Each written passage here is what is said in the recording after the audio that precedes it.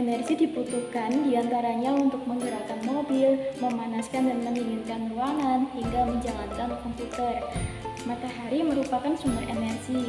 Energi matahari diperlukan antara lain untuk pertumbuhan tanaman dan proses siklus air. Manusia membutuhkan beberapa ribu kalori setiap harinya untuk melakukan kegiatan dalam kehidupan sehari-hari. Oleh karena itu, disarankan setiap pagi sebelum beraktivitas harus makan terlebih dahulu. Lalu, apa sih pengertian energi itu? Nah, energi dalam ilmu sains sendiri dapat diartikan sebagai kemampuan untuk melakukan usaha. Sedangkan usaha didefinisikan dengan gaya kali jarak perpindahan benda yang dikenai gaya. Misalkan, kita melakukan usaha terhadap sebuah batu besar dengan cara mengangkatnya. Dalam hal ini kita telah menyalurkan energi, tetapi energi ini tidak hilang, energi tersebut tidak habis, melainkan dipindahkan ke batu itu.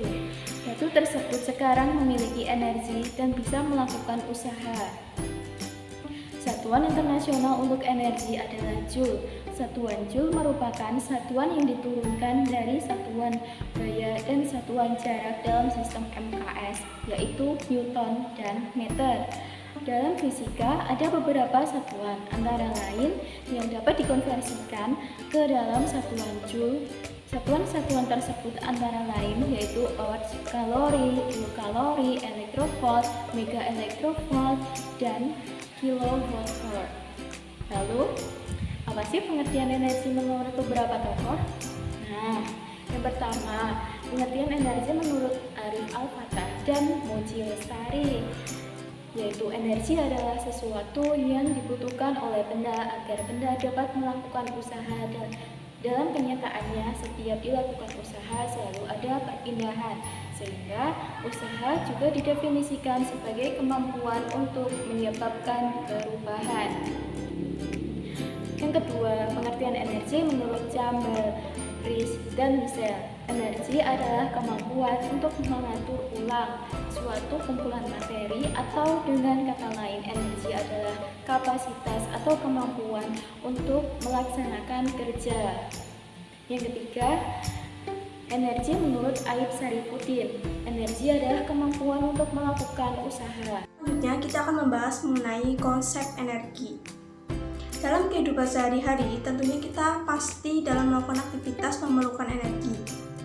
Jika kita bekerja secara terus-menerus tanpa henti, pasti kita nanti akan kehilangan energi. Maka dari itu, kita memerlukan makanan dan istirahat yang cukup untuk memulihkan energi itu kembali. Dalam melakukan pekerjaan, tentunya kita pasti membutuhkan energi tambahan. Misalnya, kita mengangkat beban yang berat. Pasti kita akan membutuhkan alat pengangkut beban, misalnya mobil. Mobil mengangkut dan melaju di jalan raya itu juga memerlukan energi. Energi tersebut berupa bahan bakar yang mengandung bahan kimia. Jadi dapat dikatakan bahwa energi adalah kemampuan untuk melakukan usaha, dan energi secara umum justru bermanfaat ketika terjadi perubahan bentuk. Dalam pengamatan sehari-hari, energi muncul dalam berbagai bentuk, misalnya energi kimia, energi listrik, energi nuklir, dan lain sebagainya. Beberapa contoh energi yang banyak digunakan dalam kehidupan sehari-hari antara lain ada energi cahaya. Cahaya dapat menghasilkan energi listrik. Alat yang dapat mengubah langsung energi cahaya matahari menjadi energi listrik disebut sel fotovoltaik. Kemudian ada energi gelombang. Gerak gelombang air laut yang melimpah dimanfaatkan untuk menghasilkan energi listrik dalam bentuk pembangkit listrik tenaga gelombang laut. Selanjutnya ada energi angin. Sebuah kincir angin besar yang ditiup angin dengan kecepatan 12 meter per sekon mampu menghasilkan energi listrik 3 MW. Kemudian ada energi air. Energi air digunakan untuk menghasilkan listrik dalam pembangkit listrik tenaga air atau PLTA. Yang kelima ada energi panas bumi.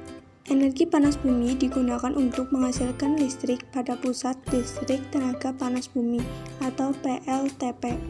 Kemudian ada energi listrik.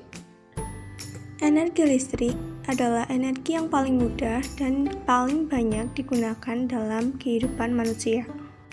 Kemudian ada energi nuklir. Energi nuklir adalah sumber energi yang menggunakan reaksi fisi dan fusi inti atom uranium sebagai sumber energi listrik yang dikerjakan oleh pusat listrik tenaga nuklir atau PLTS. Macam-macam bentuk energi. Ada 10 bentuk energi alternatif selain fosil, yaitu 1. Energi kinetik. Energi kinetik adalah energi yang dimiliki oleh setiap benda yang bergerak seperti sepeda, mobil, motor. Energi ini bisa digunakan untuk menggerakkan turbin yang memutar generator sehingga disimpan dalam sel akumulator. Kedua, yaitu energi listrik. Bentuk energi ini adalah bentuk dari energi yang paling praktis digunakan karena mudah dalam transfer atau perpindahan. Hampir semua sisi kehidupan memerlukan energi listrik, seperti teknologi elektronik, komputer, alat rumah tangga, dan telekomunikasi. 3, yaitu energi potensial.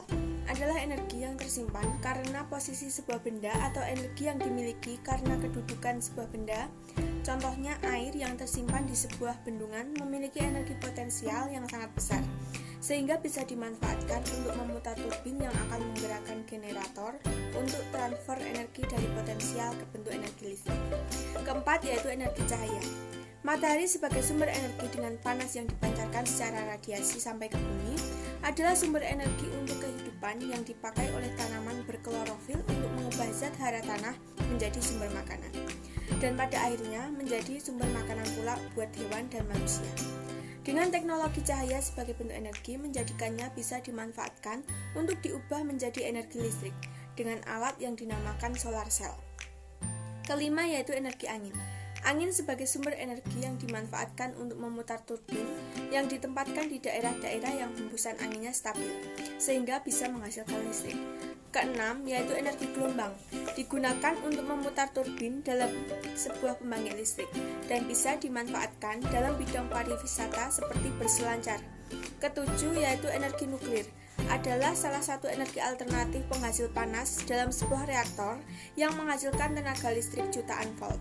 Kebutuhan akan energi listrik yang sangat besar, maka menuntut negara-negara industri besar untuk menggunakan teknologi nuklir seperti Amerika, Jepang, dan Perancis. Kedelapan, energi nabati.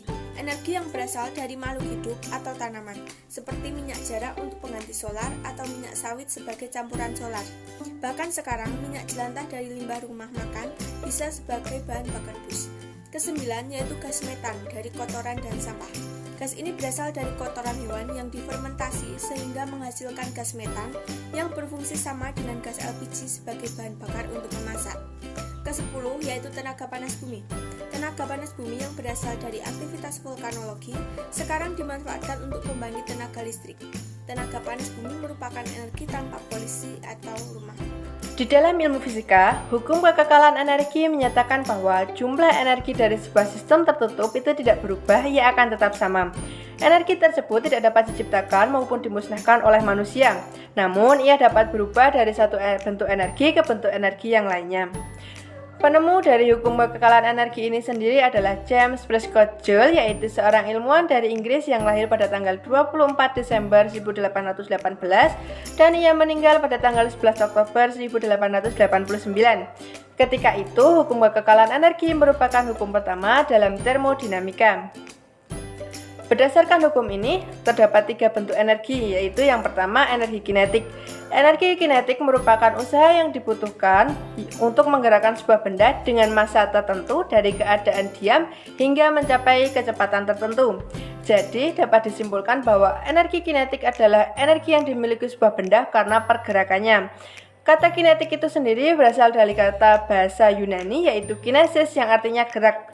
Secara umum, terdapat 2 jenis energi kinetik, yaitu energi kinetik translasi dan energi kinetik rotasi. Yang pertama, energi kinetik translasi, yaitu energi yang dimiliki oleh sebuah benda yang mengalami gerak lurus ataupun lintasannya berupa garis lurus. Sedangkan untuk energi kinetik dimiliki oleh sebuah benda yang berotasi ataupun lintasannya berupa lingkaran. Rumus energi kinetik ini sendiri yaitu EK sama dengan mv kuadrat, untuk M merupakan massa benda dalam satuan kilogram, V merupakan kecepatan benda dalam satuan meter per sekon. Yang kedua, energi potensial sendiri adalah energi yang dimiliki benda karena posisi ketinggian benda tersebut. Ada beberapa hal yang mempengaruhi energi potensial dari sebuah benda, tetapi ada 3 hal yang paling utama adalah massa benda, gaya gravitasi benda tersebut, dan ketinggian benda tersebut. Rumus energi potensial ini sendiri yaitu EP sama dengan M kali G kali H, untuk M merupakan massa benda dalam satuan kilogram, G merupakan gravitasi benda dalam satuan meter per sekon, H dan merupakan ketinggian benda dan satuannya meter. Yang ketiga, energi mekanik. Energi mekanik adalah energi yang berhubungan dengan gerak dan posisi dari sebuah benda. Oleh karena itu, energi mekanik merupakan energi yang didapatkan dari penjumlahan energi kinetik dan energi potensial dalam melakukan sebuah usaha. Contoh energi mekanik adalah ketika kita memukul paku dengan menggunakan sebuah palu, nah palu tersebut akan kita angkat sehingga posisi lebih tinggi.